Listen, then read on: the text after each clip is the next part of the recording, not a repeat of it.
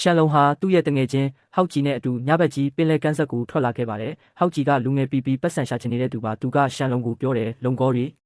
အကိုပင်လယ်မှာရှာဖွေပြီးပတ်စံတွေအများကြီးရနေတယ်လို့ကြားတယ်ကျွန်တော်ကိုလည်းတင်ပေးပါဦးဗျာငွေရှိမှလူရဝင်မှာမလားတဲ့ရှန်လုံကလည်းသဘောကောင်းပါတယ်ဒါပေါ့ညီလေးရဒီခေတ်မှာငွေရှိရင်အဖိုးငွေမရှိရင်အခိုးတော်မခံရဘူးငါတို့ချမ်းသာလာရင်မင်းကိုကောင်းကောင်းထားမှာပါလို့ကတိပေးလိုက်ပါတယ်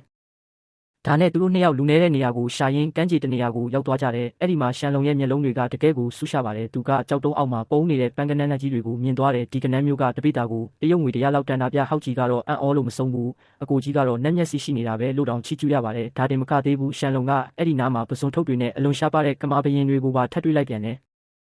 ဒီကမာတွေကတခုကိုတင်၄ချက်သားလောက်ရှိပြီးတခုကို30ရွန်လောက်တန်ပါတယ်ရှန်လုံကရိပ်မိလိုက်ပြီးဒီနေရာဟာကမာရီစုဝေးနေတဲ့ရွှေတွင်းကြီးပဲဆိုတာသူကဟောက်ကြီးကိုအမြန်လှုပ်ပြီးသူ့အမကိုပါခေါ်ခိုင်းလိုက်တယ်တယောက်တည်းမနိုင်တော့ဘူးလေခဏကြာတော့သူတို့အားလုံးစုပြုံပြီးကမာရီကိုအတက်တရောကောက်ကြတော့တာပေါ့ဒီကမာတွေကတကယ်ကိုအစင်းမြင့်ကုန်ပစ္စည်းတွေတနောက်တစ်နေ့မနက်မှာတော့သူတို့ကောက်ရထားတဲ့ကမာတွေကိုဈေးကိုယူသွားကြပါတယ်အစပိုင်းမှာတော့ဈေးတဲ့တယောက်ကတပိတာကို6ရွန်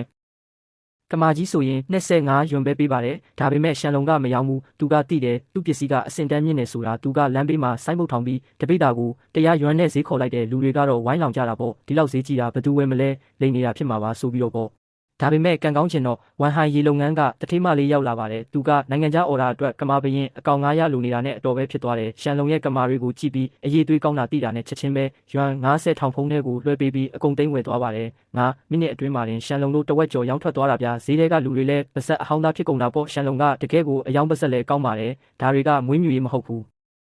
တဘာဝအတိုင်းကြီးထွားလာတဲ့ယတနာတွေလို့ရှင်းပြတော့ဝယ်သူတွေကတိုးဝေးပြီးဝယ်ကြတာပေါ့အဲ့ဒီနေ့လေခင်းမှာတင်သူတို့ရွန်းတသိန်းကျော်ရသွားပါတယ်ရှန်လုံကလည်းတရားမျှတပါတယ်သူ့ကိုကူညီတဲ့ဟောက်ကြီးကိုရွန်း18000ကျော်ခွဲပေးလိုက်တဲ့ဟောက်ကြီးကတော့ငိုတောင်ငိုချင်နေပြီးအကိုသာမပါရင်ကျွန်တော်9000တောင်ရမှာမဟုတ်ဘူးလို့ကျေးဇူးတင်စကားဆိုရှာတယ်ဒါပေမဲ့လောကကြီးမှာလူကောင်းရှိတယ်လို့မနာလိုတဲ့သူတွေလည်းရှိတာပေါ့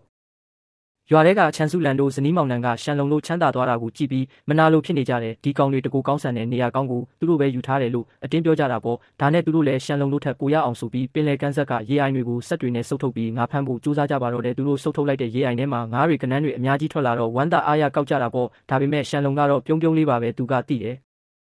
ပင်လယ်ဆိုတာစေတနာထားမှအကျိုးပေးတာမျိုးလေအတင်းအဓမ္မလုပ်ယူလို့မရဘူးဆိုတာပေါ့ရွာသားတွေကတော့အချင်းချင်းလူရက်ပြီးကောက်ကြစုလန်ကလည်းငါးတကောင်ရရင်ဘလောက်တန်တယ်ဆိုပြီးခုံဖော်နေပါတယ်